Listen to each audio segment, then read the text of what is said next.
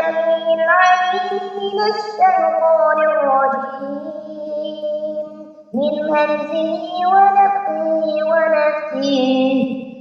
إن في خلق السماوات والأرض واختلاف الليل والنهار لآيات لأولي الألباب الذين يذكرون الله قياما وقعودا وعلى جنوبهم ويتفكرون في خلق السماوات والأرض ربنا ما خلقت هذا باطلا سبحانك فقنا عذاب النار ربنا إنك من تدخل النار فقد أخزيته وما للظالمين من أنصار ربنا إننا سمعنا مناديا ينادي للإيمان أن آمنوا بربكم فآمنا ربنا فاغفر لنا ذنوبنا وكفر عنا سيئاتنا وتوفنا مع الأبرار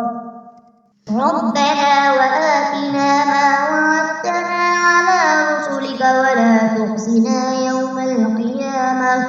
إنك لا تخلف الميعاد فاستجاب لهم ربهم أني لا أضيع عمل عامل منكم من ذكر أو أنثى بعضكم من بعض فالذين هاجروا وأخرجوا من ديارهم وأوذوا في سبيلي وقاتلوا وقتلوا لأكفرن عنهم سيئاتهم ولأدخلنهم جنات تجري من تحتها الأنهار ثوابا من عند الله والله عنده حسن الثواب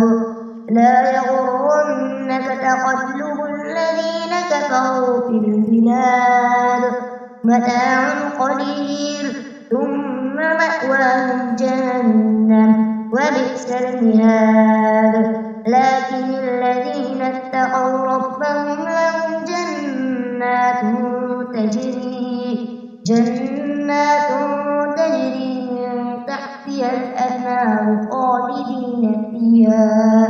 نزلا من عند الله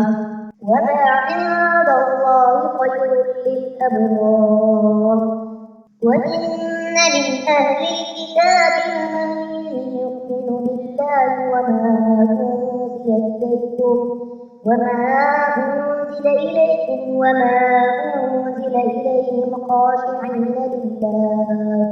لا يشترون بآيات الله ثمنا قليلا أولئك لهم أجرهم عند ربهم إن الله سريع الحساب يا أيها الذين آمنوا اصبروا وصابروا ورابطوا واتقوا الله لعلكم تفلحون